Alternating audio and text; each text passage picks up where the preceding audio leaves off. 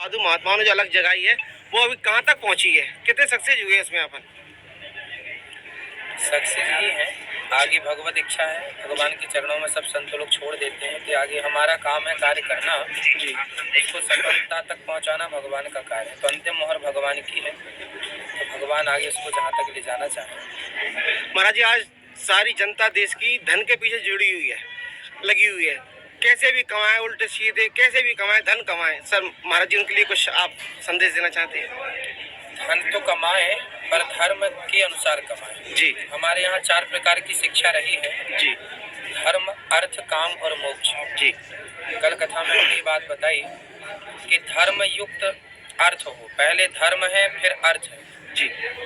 आज क्या है कि केवल अर्थ के पीछे लोग भाग रहे हैं और धर्म को पीछे छोड़ते जा रहे हैं। जी। अधर्म से भी लोग कमा रहे हैं। जी। इसलिए धर्म युक्त धन होगा तो वह संतान को सुख देगा, आपको सुख देगा, आपकी आने वाली पीढ़ी को सुख देगा, लोक और परलोक दोनों बनाएगा। यदि अधर्म से धन कमा लिया तो थोड़े दिन का दुर्योधन ने अधर्म से कमा तो लिया, पांडवों का छीन लिया, पर बाद में सर्वनाश भी तो हुआ। जी। तो अधर्म से कमाया हुआ धन सर्वनाश की ओर ले जाता है और धर्म से कमाया हुआ धन लोक परलोक दोनों को संवारता है। महाराज जी, आप अंतर्राष्ट्रीय भागवताचार्य हैं, आपने जगह जगह भागवत की है। भिंड में भागवत करते हुए आपको कैसा लग रहा है? बहुत अच्छा लग रहा है जी। आप भक्तों से मिलकर बहुत खुशी हो रही है जी।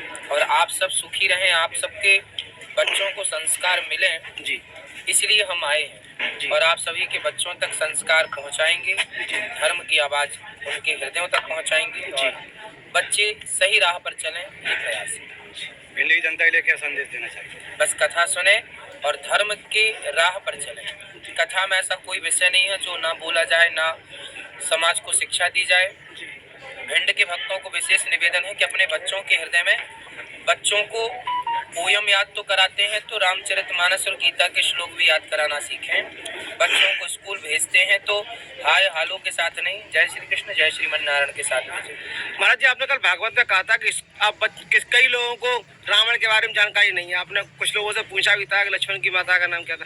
तो स्कूलों में भी इसकी शिक्षा दी जानी चाहिए या नहीं? बहुत आवश्यक है। अब यही तो ह्रास हो गया, हम लोग गलत पढ़ने लगे। हम लोग डार्विन की थ्योरी पढ़ने लगे कि हम बंदरों की संतान थे। हाँ।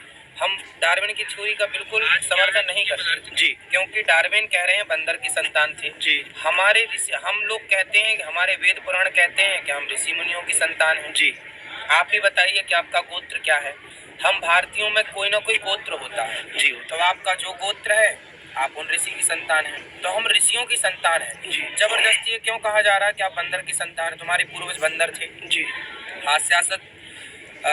हंसी वाली बात है ये जी कि आप बंदरों की संतान हैं, हम ऋषि मुनियों की संतान हैं और हमें ये पढ़ाया जा रहा है कि हम बंदर की संतान हैं। जी। हमारे भारत में ये सूट नहीं हो रहा है। कोई होगा बंदर की संतान, होगा बंदर की औलाद, पर हम तो ऋषियों की संतान हैं।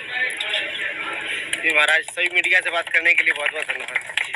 मैं सभी बच्चों से महाराज जी मिलते हुए ऊपर कोई कुर्सी डालना भैया, पीछे खड़े हो जाओ भैया, साइड सब लोग आ जाइए ना, एक बार अभी आ जाओ।